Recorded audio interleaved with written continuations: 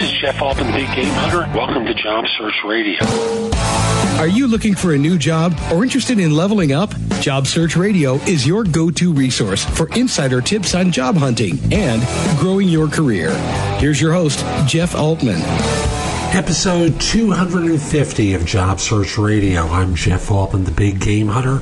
I'm an executive job search and leadership coach, as well as the head coach for JobSearchCoachingHQ.com. And welcome.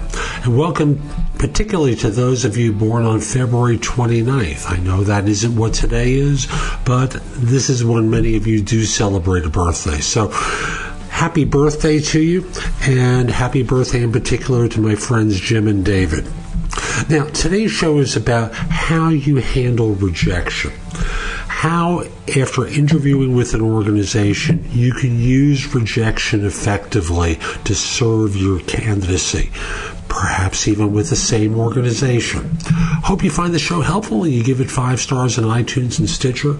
It does help other people discover the show. And by the way, you ought to subscribe to my other show, which is called No BS Job Search Advice Radio. It comes out 7 days a week, and in 2017, I'm focused in on that show with anything that's interviewing related. So if you're looking for interview advice, that's the best place to subscribe and get great information. So with that, let's get going. You're not going to get every job you interview for. You're not going to get every resume, an interview for every job you submitted for. This isn't about criticism. This is about learning from the experience.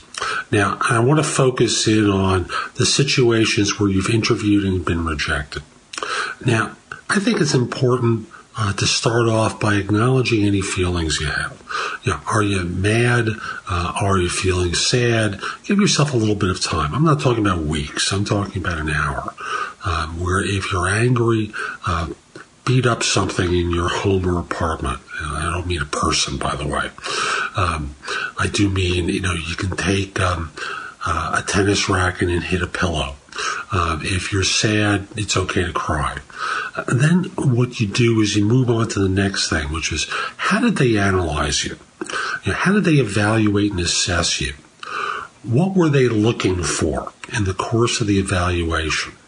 How well did you answer their questions? Was that really your best, or did you give them something that was 50%?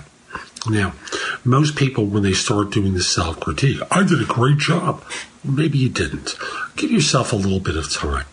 Review your answers to them. And then ask yourself, could I have done better? Now, that's asking yourself, just to be clear about that. Now, here's the next thing to do.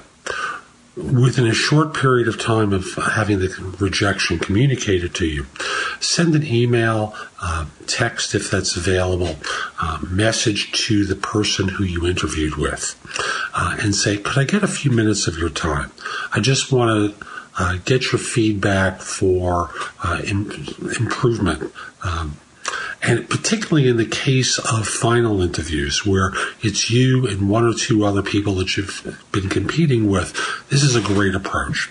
So you call, you set up a meeting, coffee, whatever, and say, I don't want to ask you, why you picked the other person. I want to ask you, where could I have done a better job? Where was my experience deficient in your eyes, or the other person's experience superior to mine? So I can learn from that. Now, especially in cases where you're finalists, this is a terrific approach. Now, and the reason I say that is because, frankly, there are a lot of instances where the person they choose doesn't work out. So who do you think they start thinking of right away? You. So getting that kind of feedback and then acting on it for your own benefit will help you develop the skills, knowledge, and experience to be more effective in your next interview, and at the same time allow them to maintain a contact with you.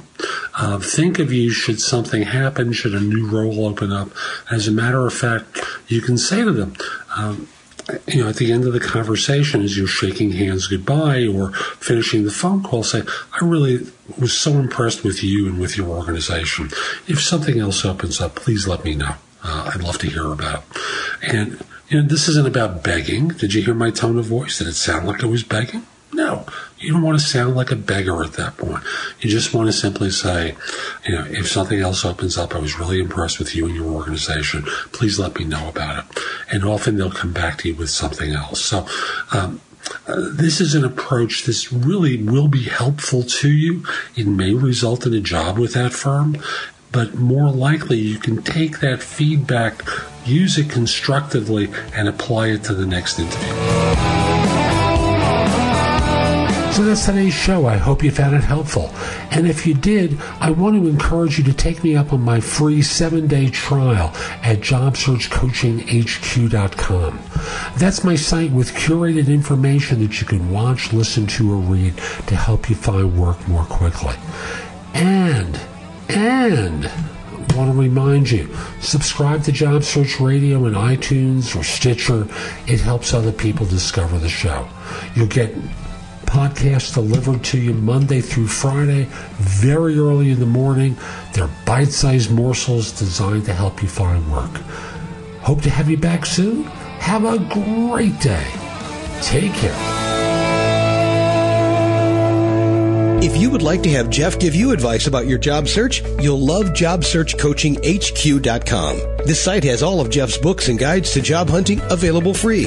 The ability to have Jeff answer your questions, plus podcasts and videos that'll help you with all the different parts of a job search, including writing a winning resume and cover letter, great answers to interview questions, how to negotiate effectively, whether you want an easy way or want to get tough, plus a community of people like you who you can get advice from. The site again is JobSearchCoachingHQ.com. That's JobSearchCoachingHQ.com.